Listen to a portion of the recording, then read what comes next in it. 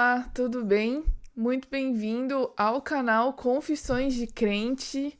E esse aqui é mais um vídeo de recapitulação da lição da Escola Sabatina dos Jovens. Deixa eu procurar minha lição.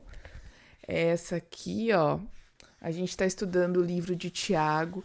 Se você chegou por aqui através de algum link que você recebeu em algum grupo do WhatsApp, em algum link que você viu em algum grupo do Facebook ou no blog do Michelson, ou enfim, em qualquer lugar, seja muito bem-vindo. E se você não é inscrito no canal, aproveite e inscreva-se, tá certo? Se você já é daqui, da comunidade, inscrito do canal, não esqueça de dar o seu joinha. Então, todo mundo que assiste o vídeo, dê o joinha aí e comente para que a gente engaje bastante esse vídeo. O YouTube perceba que o conteúdo é muito relevante, porque nós já sabemos que ele é, e aí ele possa indicar para mais pessoas, tá certo? É muito bom estar aqui com vocês mais uma semana. Hoje eu acordei um pouco mais cedo, a semana foi bem corrida, teve feriado e tal. E aí eu não consegui me programar para gravar o vídeo antes, então eu acordei hoje um pouco mais cedo e para poder comentar alguns pontos importantes dessa lição que nós estudamos. O nosso tema é justificado pelas obras, né? Tem aqui uma tirinha de um rapazinho, tipo assim, já parou pra pensar ou se liga nisso aí?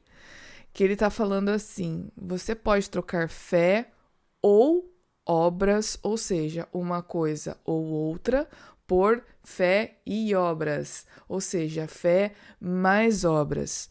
E Tiago ele vem falando a respeito da natureza da verdadeira fé, né? Ou seja, o que é uma fé verdadeira? O que eu faço para distinguir entre o que é apenas discurso do que é realmente uma fé que foi produzida de uma forma verdadeira? E logo no início, a lição já chama a atenção do cuidado que a gente precisa tomar em relação a dois extremos. E eu lembro que, se eu não me engano, foi no trimestre passado que nós estudamos o livro de Hebreus, e a lição também chamou a atenção para a questão dos extremos ou do legalismo, ou seja, da pessoa obedecer por obedecer, achando que através dos seus próprios méritos ela vai alcançar a salvação, ou através da graça barata, ou seja, se Jesus já me salvou e já fez tudo o que tinha que ser feito, então eu não preciso me preocupar com obras, eu vou viver a minha vida do jeito que eu acho que eu tenho que viver, porque eu já estou salvo, né? É o famoso uma vez salvo, salvo para sempre. E a gente estudando o livro de Tiago, e até mesmo, né, obviamente a Bíblia inteira, a gente chega à conclusão de que não é nenhuma coisa e nem outra. E Tiago ele vem falando exatamente sobre a natureza da verdadeira fé. Lembrando que Tiago, ele apenas expande temas que já foram tratados de uma forma ou outra na vida inteira, e especialmente por Paulo. E ele vem trazendo, imagina o seguinte, olha, quando a gente, né, eu sou da área das ciências da natureza, e quando a gente vai dar aula, normalmente a gente tem o livro teórico e às vezes tem o livro de aulas práticas, em que você vai para o laboratório, você vai para o campo e você vai fazer você vai colocar em prática o seu conhecimento. Imagina que o livro de Tiago é o livro de aulas práticas do cristão. Então, Tiago ele vem trabalhando com situações e formas de como nós podemos, na prática, sermos cristãos verdadeiros. E aí, o importante é que nós entendamos que a verdadeira fé, ela brota de um coração transformado. E vocês vão ver que esse é um tema recorrente nesse estudo que a gente fez aqui, ou seja, a fé verdadeira, ela brota de um coração que já foi transformado por Jesus, que já aceitou essa salvação e naturalmente, como fruto dessa aceitação, como fruto dessa salvação, são produzidas boas obras, que não se importam se aquilo vai aparecer, que não se importa se aquilo vai ser notado, mas simplesmente aquilo resulta de um coração agradecido, de um coração transformado por Cristo. A lição até fala: a fé produz uma transformação interna que resulta numa mudança externa. E aí, logo aqui no início do texto que a lição sugeriu para que a gente estudasse, aqui em Tiago 2, no verso 14, Tiago vem falando assim: meus irmãos, né? Qual é o proveito se alguém disser que tem fé, mas não tiver obras? Por acaso semelhante fé pode salvá-lo? A gente precisa lembrar que essa carta foi direcionada a uma comunidade.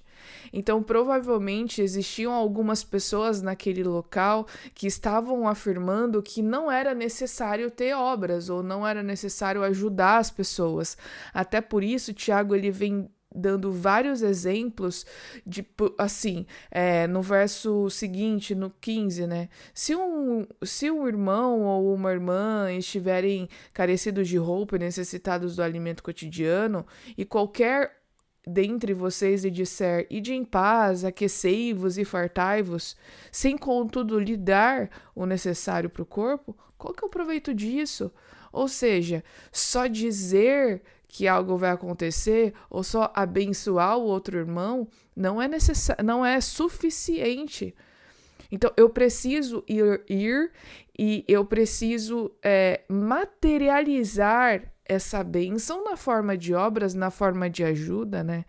E aí, ele vem perguntando exatamente isso, né? Do que adianta? Qual que vai ser o benefício e do que isso vai adiantar para a sua salvação? Porque todo mundo crê. Todo mundo crê. Até os demônios creem. Mas não é só porque eles creem que existe uma aceitação do que Jesus quer, que é para eles, né? Inclusive aqui no comentário bíblico, diz assim, fé, né, a respeito do verso 17, que diz o seguinte: assim também a fé, se não tiver obras, por si só está morta. Aí diz aqui, ó, que tal fé não passa de mera convicção intelectual de que algumas doutrinas são verdadeiras, né? Então, ou seja, só acreditar que uma doutrina é verdadeira ou só ter a teologia não é suficiente se aquilo não se materializa em obras, né? Então essa fé precisa ser expressada em obras de alguma forma. Aquilo precisa impactar a vida das outras pessoas. É lógico que Tiago ele fala muito em relação à ajuda ao próximo, porque talvez naquele contexto essa fosse a necessidade principal, existiam muitas pessoas pobres, mas talvez essas obras não sejam apenas ajudar as pessoas no sentido material, no sentido de que você vai ajudar com dinheiro ou com roupa ou enfim, mas você pode ajudando, dando o seu tempo, você pode ajudar a confortar uma pessoa que precisa, você pode ajudar guiando-a ou sendo a mentora espiritual dela, ou seja, de qualquer forma ou qualquer maneira que a nossa fé se materializar em obras e impactar positivamente a vida dos outros, é isso o que significa ou é isso que representa a fé verdadeira, né? E aí eles vêm até chamando uma atenção aqui, antes do momento hipertexto, que aparentemente algumas pessoas podem ver uma contradição entre Tiago e Paulo, porque Tiago vem aqui no verso 24 e ele fala o seguinte: verificais que uma pessoa é justificada por obras e não por fé somente. Mas aí você pode parar para pensar, peraí, mas Paulo lá em Efésios 2, 8 e 9, ele diz assim: vocês são salvos pela graça por meio da fé, e isso não vem de vocês. É dom de Deus, não por obras, para que ninguém se glorie. Aí vem Tiago e diz que nós somos justificados pelas obras. Peraí, será que os dois eles estão falando coisas diferentes?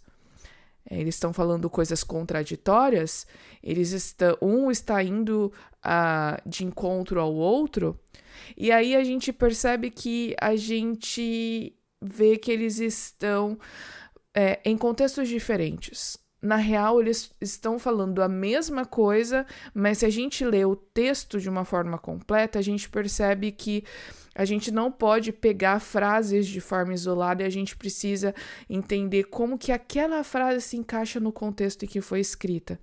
A gente entende, como eu disse no início, que Tiago é o livro prático do cristão. E que Tiago diz que essa fé que Paulo fala aqui, ou essa justificação, ou essa salvação pela graça, realmente é isso mesmo, nós somos salvos pela graça. Mas como é que as pessoas vão saber que nós estamos salvos? É óbvio que Deus conhece o coração de todo mundo, né? Mas nós materializamos ou nós demonstramos que somos salvos, nós demonstramos que aceitamos essa salvação através da manifestação dessa fé em obras. Por isso que Tiago diz que nós somos justificados pelas obras, porque afinal de contas, lembra que Deus é justo e Deus é juiz. E vai chegar um momento em que nós vamos ter que prestar contas, em que vai haver um julgamento.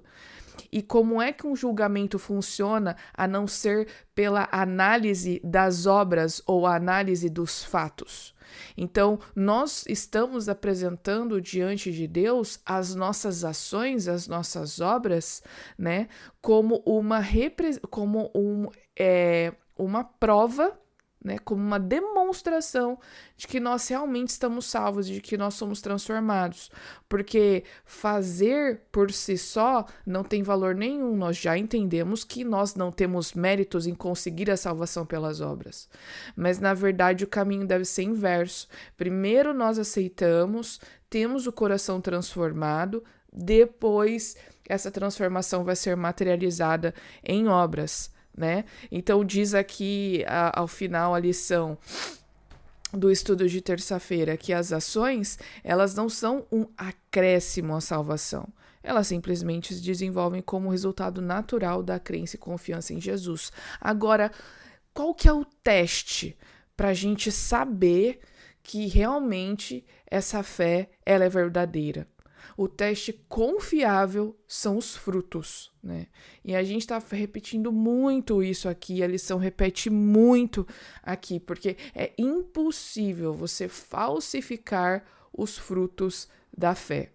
Uma pessoa que apenas mostra para os outros, através dessas boas obras, para tentar mostrar que está salva, uma hora ou outra vai também transparecer que essa fé não é verdadeira, porque é impossível falsificar os frutos. Diz aqui a lição: assim como árvores boas dão bons frutos e árvores ruins dão frutos ruins, a condição do coração de um indivíduo não pode ser escondida por suas próprias expressões.